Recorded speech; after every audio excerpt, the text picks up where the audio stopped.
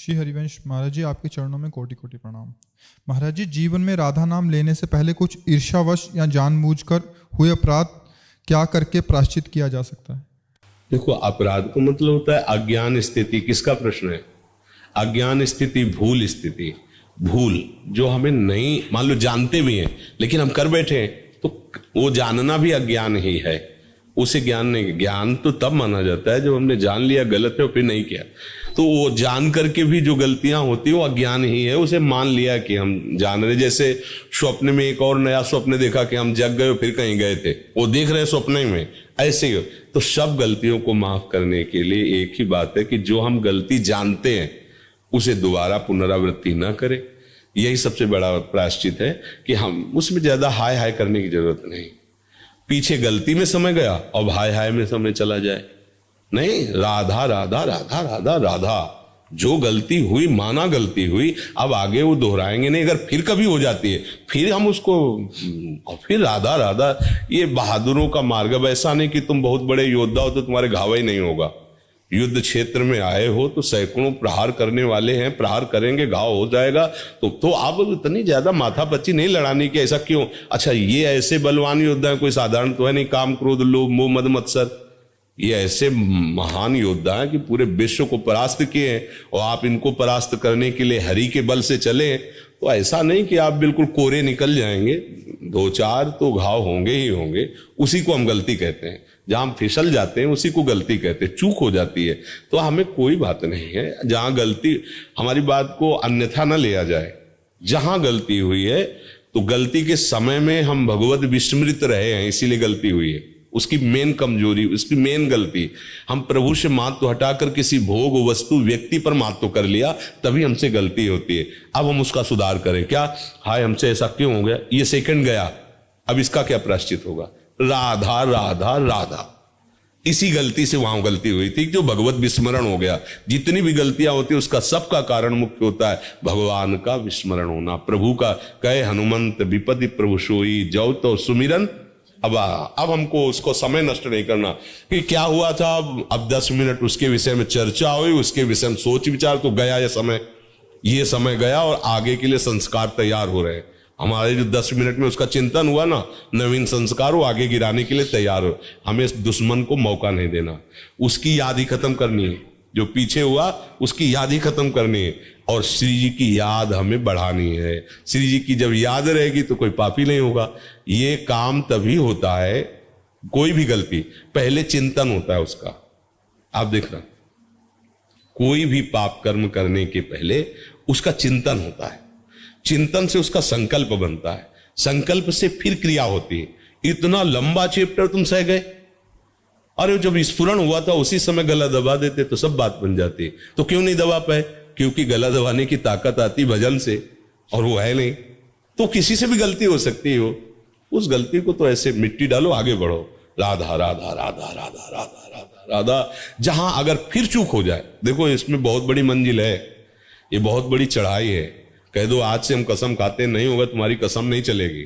जब तक तुम्हारी उसमें सुख बुद्धि है तब तक तुम्हें गिरना ही होगा। जब सुख बुद्धि कैसी बदलेगी? बमन विष्ठा की तरह है। अब जैसे कोई बढ़िया खीर बना के दे, कान में आके कोई विश्वसनीय आदमी कहते खाना मत, जहर है, अब आप नहीं खा सकते, उसमें किशमिश चिरौंजी सब पड़ी नहीं। ऐसे गुरुजनों ने बता दिया कि ये माया जनित जितने भोग हैं ये सब विष के समान है, इनको मत खाना। तो ब्रह्मादिक के भोग सब विषम लागत ताई, नारायण ब्रज चंद की लगन लगी है जाए। इसलिए सबसे बड़ा प्रायश्चित है कि हम भजन नहीं छोड़ेंगे, सावधान रहें, कोई गलती नहीं करेंगे। अगर हो जाती है तो हमें ज्यादा उस प्रपंच में नहीं फंसना, आगे बढ़ो, आगे बढ़ो, नाम जप करो। उसके प्रपंच में फंसने से तुम्हारा उत्साह नष्ट हो जाएगा, भगवत भजन का, भगवत प्राप्ति का। और ये हम कभी उपासक के अंदर नहीं चाहते। उत्साह नहीं नष्ट होना चाहिए। 1000 बार गिर जाएंगे तो 1001 बार फिर हम कमर कसेंगे।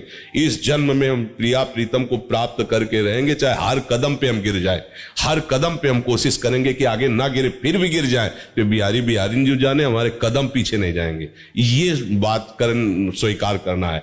अब तो गलती हो गई, अब क्या होगा, अब तो जीवन नष्ट हो गया, तो क्या मन सिखाएगा? फिर तो यार इधर ही उतरो, ऐसा सिखाए नहीं। कोई कह दे कि आज 100 बार गिर चुके, अब क्या होगा? तो हम तो 1001 के ऊपर कह रहे हैं, फिर भी हम चलेंगे। हम ये गलती का बढ़ावा नहीं दे रहे, हमें अपने जीवन को व्यर्थ नहीं जाने देने का उद्देश्य बनाए। उद्देश्य में बहुत बड़ी ताकत होती है। एक संत बहुत निराश हो गए थे, ये वही जानता है जो भगवत मार्ग का पथिक है, बाहर से तो क्या है। अच्छा, जैसे मान लो गृहस्थी में आप 40-50 वर्ष व्यतीत किए, अब आप कौम ब्रह्मचर्य हैं, अच्छा है, पर आप उस पीड़ा को नहीं जानते हैं जो 16, 17, 18, 20, 22, 25 में उसने सही है, क्योंकि उस समय आप विषयों में खेल रहे थे। अब आप पीड़ा अपनी वो जो अशुभ संस्कार हैं उनकी सहो, लेकिन वेग तो आप में वो तो सब। अब उस उपासक को पूछो जो बचपन से भगवत मार्ग में उसको सहते चला रहा है, अब 10 वर्ष सहा, जरा फिसल गया, अब क्या करें? वो 10 वर्ष से संयम से चल रहा था, 10 सेकंड में क्या हो गया? अगर उसे आत्मबल नहीं मिलेगा तो वहीं टूट जाएगा। अब 10 वर्ष चढ़ते हुए दम से नीचे आ गया, अब फिर 10 वर्ष इतनी चढ़ाई में लगेगी। इसीलिए सत्संग की अत्यंत अनिवार्य। 1 सेकंड में उसको बलवान बना, कुछ नहीं, ये सब भ्रम, ये सब असत, तू आगे बढ़। वो अगला कदम बढ़ा, फिर अरे अब तो तुम तो गए, बेकार हो गए, भ्रष्ट। ये नहीं, हमें कभी भी कोई प्रिया प्रीतम से विमुख नहीं कर सकता। जोर लगा के देख लो, तू काम, क्रोध, लोभ, मोह, मत सब आक्रमण कर। मैं नहीं कहता कि मैं तेरे पर विजय प्राप्त करूंगा, पर मैं जरूर कहता हूं कि श्यामा श्याम को नहीं छोड़ सकता। जहां भी जाऊंगा, जो भी करूंगा, श्यामा कुंज बिहारी बोलूंगा, राधा वल्लभ से हरिवंश बोलूंगा। तू बिगाड़, बनाने वाला मेरे साथ बिगाड़। ऐसे लड़ा जाता। ऐसे कोई कह दे कि काम विजय, तो भगवान शंकर की भी समाधि भंग कर दी, औरों की तो बात चल रहा। तो इसलिए तो मतलब इस बात को समझना होगा। अब जैसे बाहरी संसारी आदमी है ना, वो तो है, अरे भाई समझो यार, तुम 10 दिन नहीं रह सकते जैसे साधु रहता। 10 दिन साधुता को नौटंकी समझा जाता है आजकल। साधुता नौटंकी नहीं होती, और नौटंकी करने वाला कभी साधु नहीं होता। दोनों बातें एक अलग अलग। साधुता ऐसी बिल्कुल चढ़ के मैं तुरंग पर चली वो पावक माए, मन को मार, तुम्हें सब सुविधा दे दी जाए, केवल तुम्हारी वासनाओं की पूर्ति में बाधा डाल दी जाए, तो आप छोड़ के भाग जाओगे, छोड़ के रात में भाग जाओगे। बढ़िया कमरा, एसी रूम, बढ़िया भोजन, हर व्यवस्था, चुपचाप भाग जाओगे, कोई जान न पावे, मुंह ढक के भाग जाओगे कि मतलब रह नहीं पाओगे। और जो डुप्लीकेट जीवन होता है वो बात अलग होती है। सत्य पर चलने वालों का जीवन सदैव कसौटी पे रहा है। अब उससे अगर कोई चूक हो जाए, संसारी क्षमा नहीं करते, पर साधु हृदय जो होता है, जो चला हुआ है, वो तुरंत घेर लेगा। बिल्कुल नहीं, लड़खड़ा गया ना, मान लो घुटने भी टेक दिए ना, तू खड़ा हो, आगे चल। ये वो मार्ग है, घोर वैश्यागामियों को भी परब्रह्म की प्राप्ति। चल तू आगे बढ़, एक बार फिसल गया क्या, आगे बढ़, तब बढ़ता है। नहीं अरे अब तो क्या, संसार तो ऐसा है ना, 50 वर्ष तो संयम से चला है, एक बार कहीं घुटने टेक दिए, बलवती माया भगवान की है, बड़े बड़े शिव बीरन जी का मोह है, तो और साधक क्या चीज है, अब सब टूट पड़े। अरे ऐसा नहीं, कोई साधु हृदय साधक ही जानता है कि कितनी चढ़ाई है। सैकड़ों बार फिसलने के बाद अभ्यास होता है कि यहां कितना पंजा जमाना चाहिए, यहां कितना पैर जमाना चाहिए। पहले ही अभ्यास में वो नहीं पर्वत चढ़ जाता कोई, उसके लिए उसको गिर के ज्ञान आता है, अच्छा यहां हमसे चूक हो गई, यहां हम इधर देखने लगे तो फिसल गए, अब नहीं देखना है, अब सीधे चलना है। फिर आगे को कोई मंजिल है, शायद उसी स्टेप में गिर जाए। तो साधक को कभी नहीं परास्त होना चाहिए। कोई एक बात में निशानेबाज नहीं बन जाता है तो भैया बंदूक लियो, पकड़ा, वो सीधे निशाने पे ठोक दिया, ऐसा नहीं। वो अगर ऐसा किया है तो उसने वर्षों अभ्यास किया है। जन्म जन्मांतरों से जो महात्मा अभ्यास करते चले आ रहे, पता लगा बचपन से ही जितेंद्री, बचपन से, वो बचपन से नहीं है, वो कई जन्म से चली आ रही उनकी अभ्यास साधना की। तो अपने लोग अगर कहीं फिसल जाते हैं तो डरने की बात नहीं है। हाँ, प्रभु से क्षमा मांग के फिर आगे बढ़ो। परमार्थ का मार्ग बहुत ही सुदृढ़ विचार वालों का है। जरा सा आकर्षण माया का, सौभरी ऋषि है, अपने पड़ोस की बात है, पड़ोसे की तो है, यही सुन रखे, यमुना के जल में समाधि लगाकर, जमुना जल को बांध कर कि कोई विघ्न न पड़े, भजन कर रहे। आंख खुली देखा मछली क्रीड़ा कर रहे, मैथुन क्रीड़ा, उनका ये भी कोई विशेष सुख होता होगा। अब उसका चिंतन हुआ, भजन छूटा, और बैठे कहां थे, जल के भीतर समाधि लगा के कि कोई विघ्न न पड़े। अब तपस्या के धनी थे, उन्होंने कहा जब सुखई की याद आई तो सीधे राजा के पास चलते हैं, चक्रवर्ती सम्राट महाराज मानधाता, और उनका हमारा मन हो रहा ब्याह करने को, तुम्हारी पुत्री सुना है नवयुवती हो गई है, ब्याह करूंगा। शरीर में त्वचा में हरी हरी वो सेवार लगी हुई है, जैसे मछली के शरीर से आती है ना गंध, ऐसे पानी की गंध आ रही। अब राजा कुछ बोल तो सकते नहीं, तुरंत साफ दे तो उनका महल में जाओ जो तुम्हें पसंद कर। 50 पुत्रियां थी, तो समझ गए सोबर ऋषि कि क्यों ऐसा बोल रहे।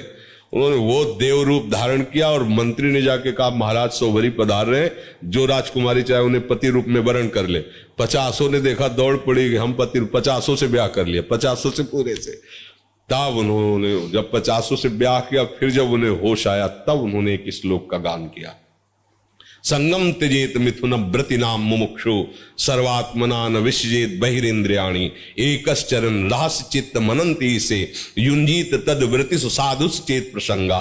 परमार्थ के पथिक को ध्यान रखना चाहिए, कभी भी किसी को मैथुन धर्म से युक्त जो है उस दृश्य को नहीं देखना चाहिए, और ऐसे लोगों से अपना संबंध नहीं बनाना चाहिए, मित्रता नहीं बनानी चाहिए, सदैव अकेला रहना चाहिए और इंद्रियों को बहिर्मुख नहीं होने देना चाहिए। यदि संग करे तो भगवत प्रेमी महात्माओं का, नहीं तो एकांत में अनंत महिमाशाली प्रभु के नाम रूप का चिंतन करे। तो उनको ध्यान आया कि मैं फंस गया यार, बहुत बुरा फंस गया। ऐसा नहीं कि ये माया अपने लोग तो मच्छर हैं इन महापुरुषों के सामने, 2 सेकंड भी जल में ऐसे नहीं बैठ सकते बीच में, क्यों है ऐसे, अगर तो नीचे डूब जाएंगे, और 1 मिनट बाद सांस न ली तो मर जाएंगे। वो तो समाधि में बैठे थे जल में ही बांध करके, उनको भी माया ने डिगा दी। उपासक को कभी घबराने के हम बढ़ावा नहीं दे रहे, तो ये भी बात समझ ला, हम बढ़ावा नहीं दे रहे विषय की तरफ, हम भगवत प्राप्ति के लिए उत्साहहीन नहीं होने देंगे। चाहे जितने बुरे हैं पर अपने प्रभु के हैं, एक दिन ये बुराइयां नष्ट होंगी, क्योंकि जैसे अंधकार में हम फंस गए हैं पर भरोसा सूर्य का किया, तो जब सूर्य उदय होगा तो अंधकार का नामो निशान नहीं रहेगा। भगवान मंगल भवन है, भगवान सर्वबलशाली है, जिस समय उनकी कृपा को हमारे ऊपर होगी उस समय हम निर्विकार होकर उनके परम पावन भक्त बन जाएंगे।